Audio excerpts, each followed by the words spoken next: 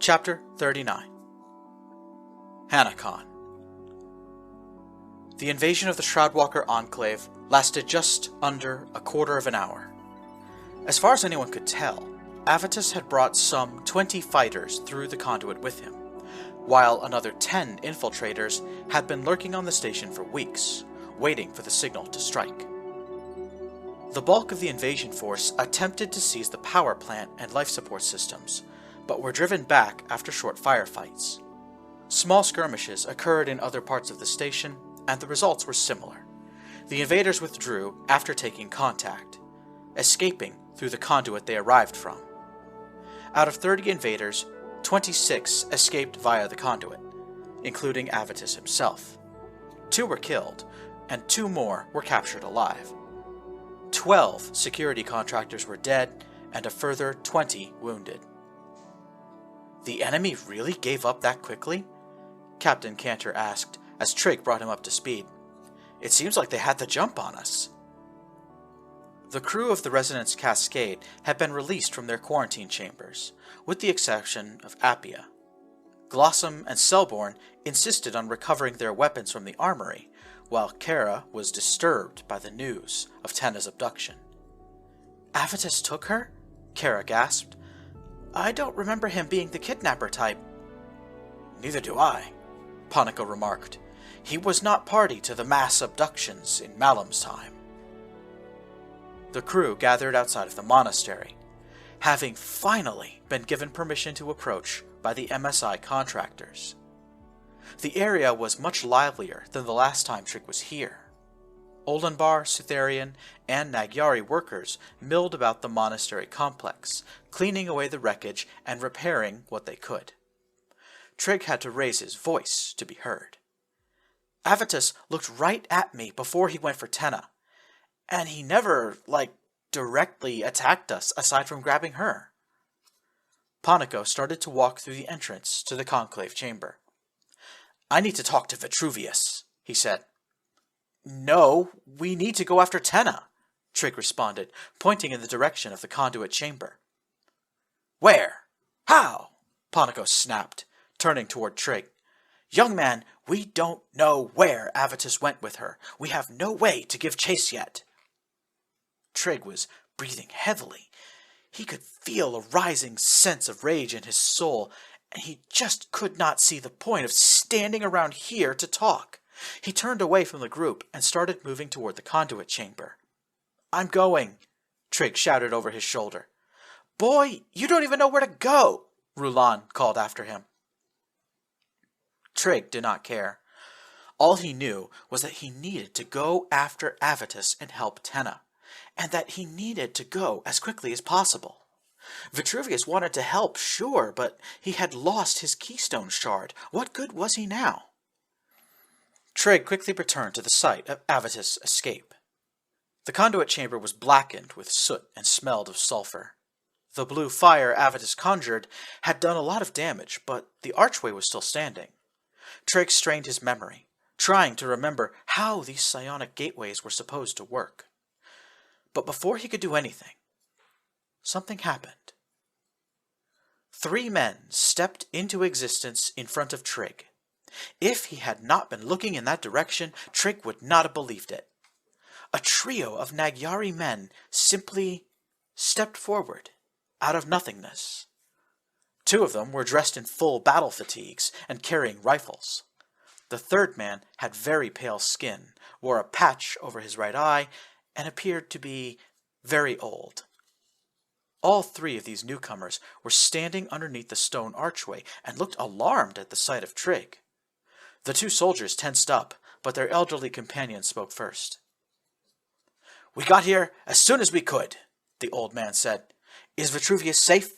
Are Hannakon and his little companion still here? Who the hell are you? Trig asked, taking a half-step back. The elderly Nagyari man puffed out his chest, and the blood vessels in his hand and face suddenly stood out in stark contrast. He spoke in a large voice. I am Hannakon, once ruler of the Nagyari colony on the primogenitor world Hiara. satrapy of the great Khan Malum Ralpakan, builder of the great galleon Kaldorix, and harbor master of Praces Station. Who the hell are you? It took about 10 minutes for Hannakon to convince Trig he was not on the same side as the invaders who took Tenna. Trig got a very strong feeling that Hannakon was reading his mind throughout the conversation. After a short discussion, Hannakon offered to prove his benevolent intentions by allowing Trig to disarm both of his retainers.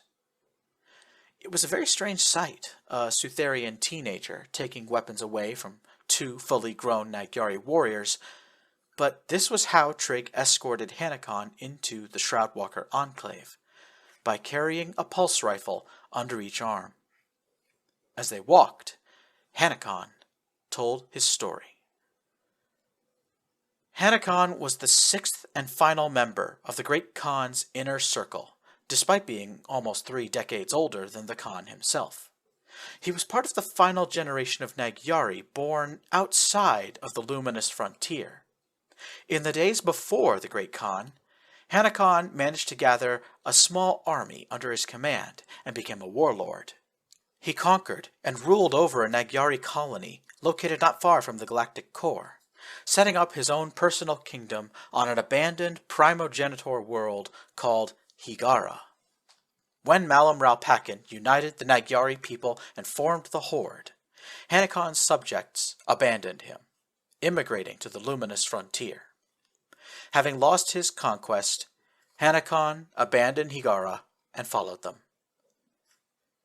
Sometime later, about 40 years before Trig was born, Hannakon muscled his way into becoming the harbor master of an illegal spaceport in the Bayou star system, one that served as a haven for pirates and smugglers. His criminal organization, built from the last few subjects who still called Hannakon their master, had strong connections to the Bayou Trade Organization, and could have become an interstellar syndicate given time, but Hannakon attracted the attention of MSI. His business was nearly crushed out of existence by security contractors. However, the Great Khan offered his protection. In return, Hannakon secretly organized and carried out the construction of a unique galleon-class vessel, then transferred it to a buyer in Nagyari space. Sometime later, the warship Kaldorix made its first appearance on the battlefield. In return for his service, Hannakon was brought into the innermost circle of Nagyari power as the final member of the Khan's chosen. He developed psionic powers during the war, but nowadays Hannakon had very little psionic energy left, and he believed he would soon exhaust his powers forever. Hannakon left the Horde behind after Malum's death and returned to his criminal empire at Bayou, but knew that Malum's power still had some kind of hold over him 13 years later. The rest of the Cascade crew reacted with shock when Trig brought Hannakon to them. Selborn simply stared at him, her mouth hanging open, while Anfel nervously fiddled with his weapon holster. Kara saw Hannakon approach and then hung her head, staring down at the floor. Using his telepathic senses, Trig could see an aura of malice briefly appear around Hannakon when he spotted Kara, then disappear when he looked away. They know each other, Trig told himself. Moments later, Panico and Vitruvius emerged from the conclave chamber tunnel. Panico was leading Vitruvius by the arm, as the old man had bandages wrapped around his eyes and could not see. "Hannakon the Shipbreaker, I am so glad you answered my call for help," Vitruvius remarked. "Those telepathic things didn't really give me a choice," Hannakon replied, sounding very angry. "What foolish errand have you dragged me into?" "Come into the chamber, all of you," Vitruvius said, turning his head in such a way that Trig wondered if he really was blind. "We must talk about what has happened and what must happen next." "Are you sure we can trust this Hannakon guy?" Selborn whispered to Bronley. He did show up with 2 armed soldiers. What would have happened if Trig wasn't at the conduit when they arrived? Glossum and Rulan also visibly hesitated. They looked at Hannakon, who, in turn, shot an expression at Hannakon. By chance, do you know the reason why my companions and I came to the Enclave? Hannakon asked.